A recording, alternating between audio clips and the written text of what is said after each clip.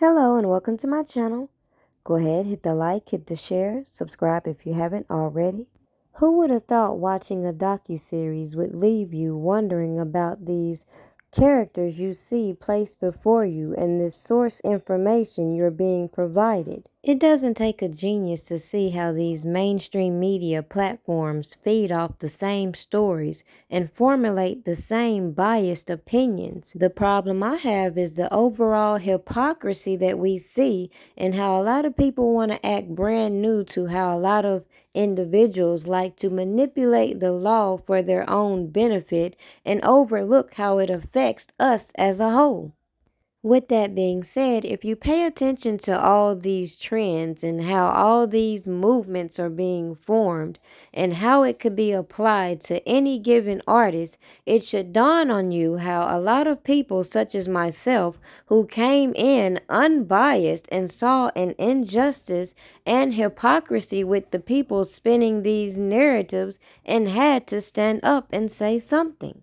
People have been coming out exposing the industry for years, and a lot of these entertainers have been engulfed in a whole lot of rumors and allegations since I don't know when.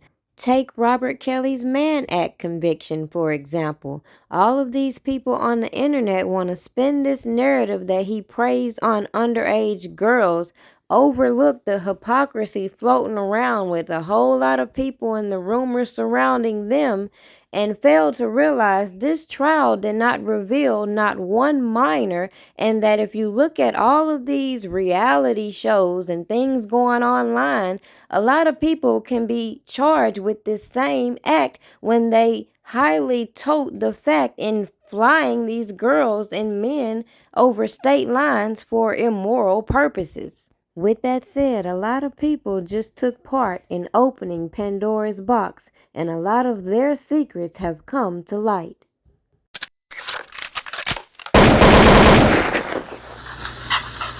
Yo, Leray with you? What? ACT, do you see this? Look, if it ain't official Dana J, Levi for Kelly, Primadonnanews, I don't even want to see it. Just take the phone. Look, you got some weed? Dang. Gotta get some. All right, hurry up. Diesel and them here, everybody here. We waiting on you. All right.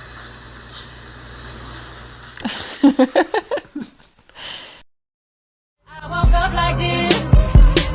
I woke up like this. We flawless. Now, I could be very petty when it comes to this specific videos and all the individuals involved in the latest trends, especially with their role in this downfall to Robert Kelly.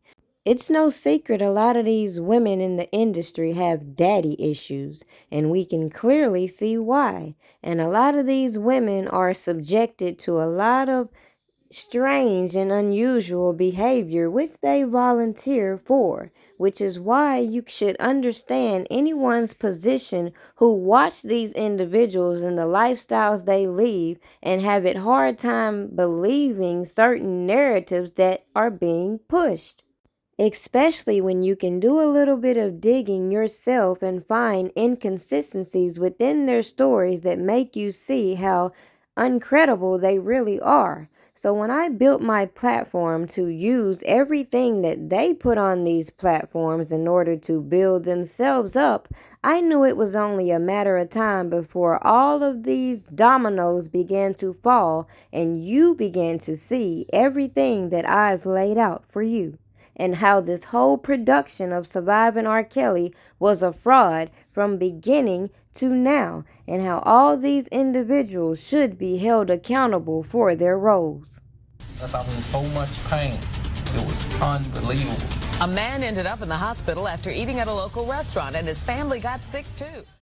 The most interesting character I saw from Surviving R. Kelly was Timothy Savage, the one responsible for putting all this into motion when it comes to bringing media spotlight, considering it was him that linked up with the same janky-ass reporter who refused to testify in the first trial.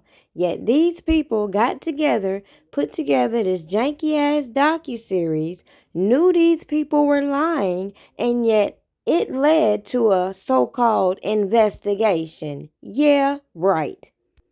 I ain't playing no motherfucking games with you, boy. I gave you 120 hours to get back in touch with me, nigga. But fuck them 120 hours, nigga. You talking about my daughter. You know you supposed to be working with her music, R. Kelly. Yeah, that's what I'm talking about, Robert R. Kelly, the singer, you bitch ass nigga. I got you, boy. Yeah, come fuck with me. This Savage, Tim Savage. Fuck you, nigga. R. Kelly, by now, you should know that you should come see me. You know who I am. You know who you have at your house.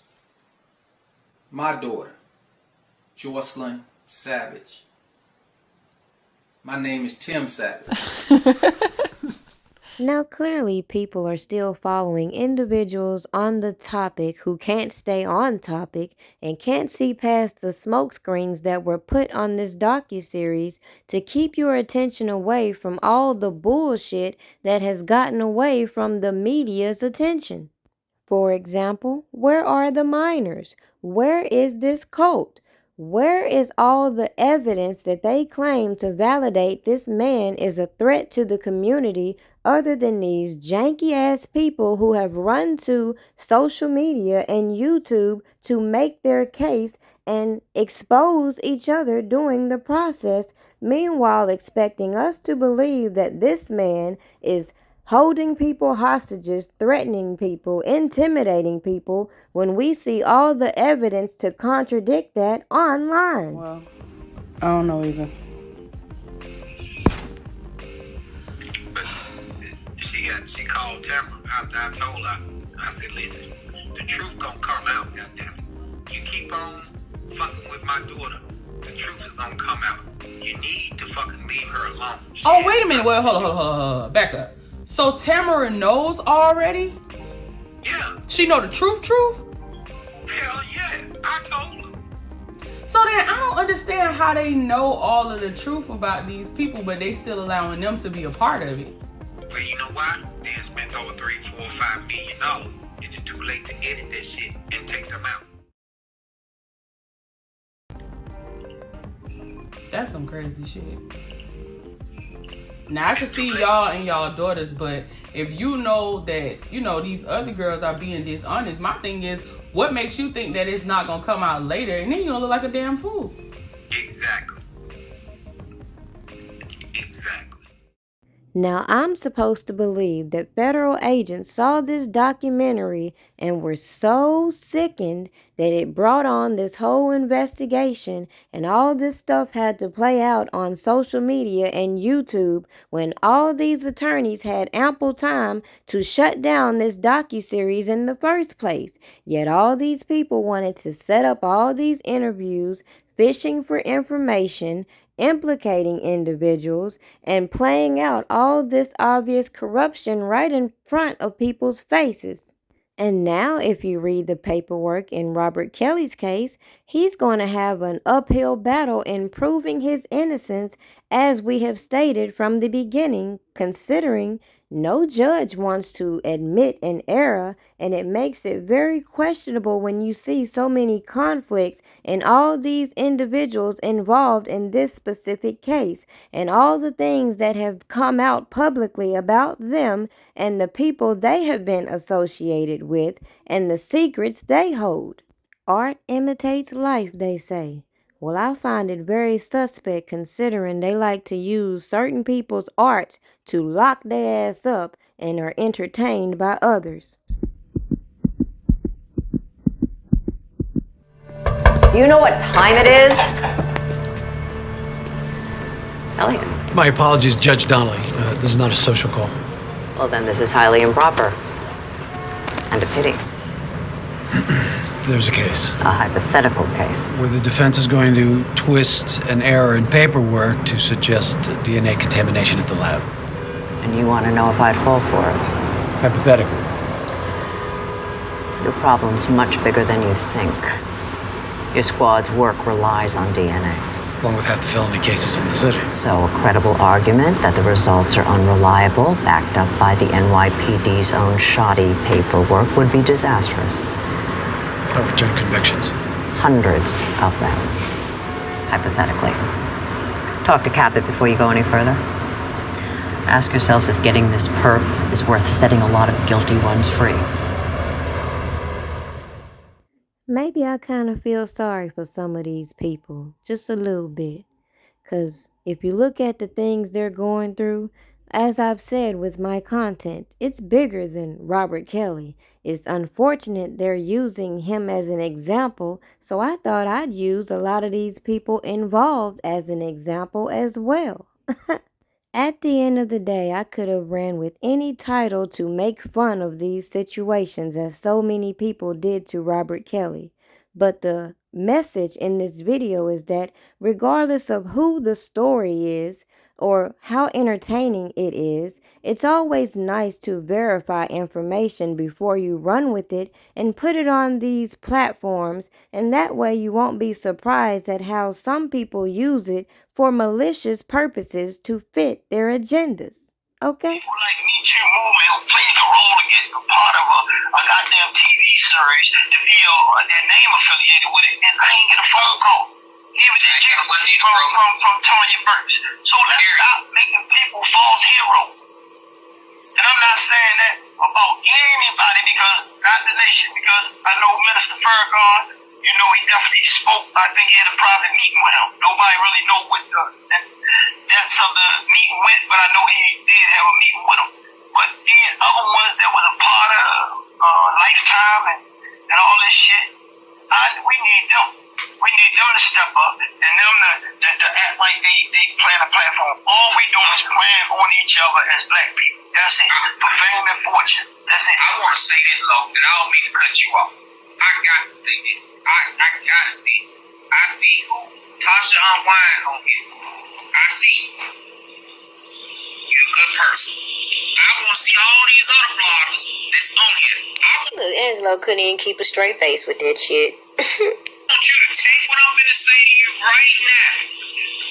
Right now. You got a big platform. I really need for you to hear me clearly. I need everyone who said what happened on that Lifetime documentary. Hold them accountable. Hold Lifetime accountable. Hold Blue and Mary accountable. Hold these people accountable to make sure these people can go on Lifetime and say what they said happened. Hold these people accountable, make sure they talk to Kim Fox. Make sure they talk to Carl Howard. Make sure they talk to Homeland Security. Make sure they talk to the FBI. These people are waiting on to hear from you. From my knowledge, some of them have not heard from you. And if you haven't talked to them, well, shame on you.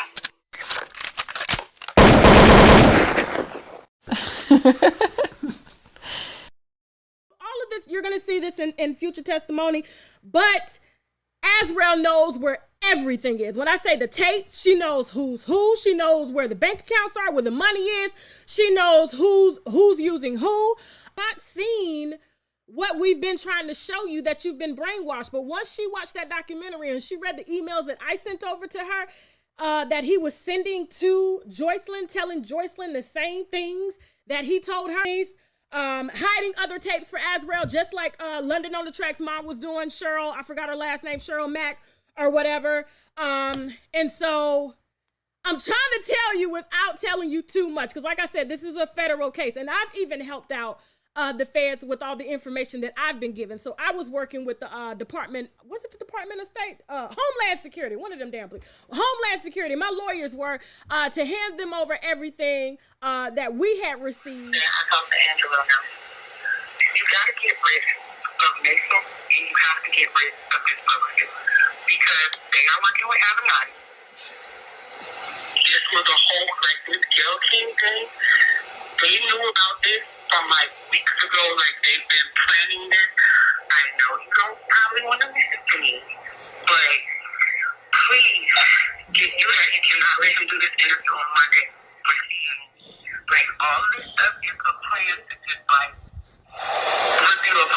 big shit with it. Cannot let who do an interview?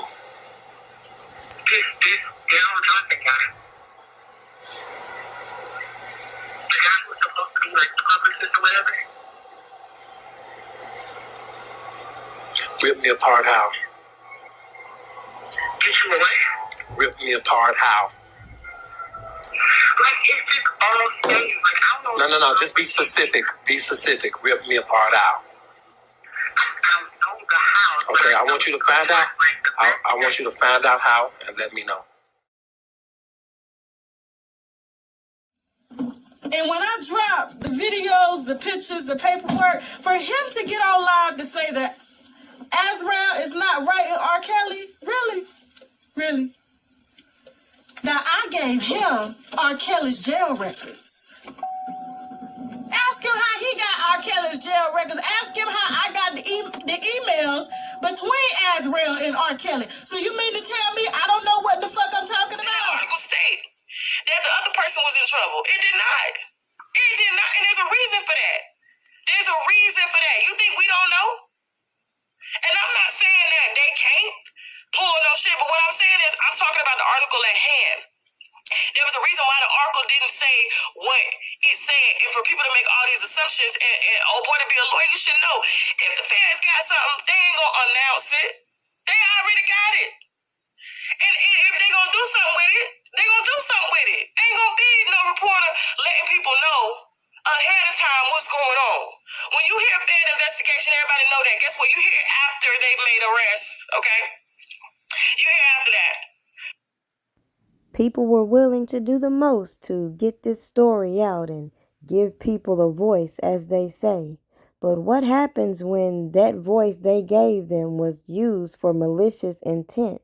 And it's time to hold these people accountable for all the things they did that contributed to denying this man's right, violating his privacy, and doing the most to deny his due process in giving him the chance for an impartial jury that hasn't been subjected to all these narratives that have been on repeat for decades.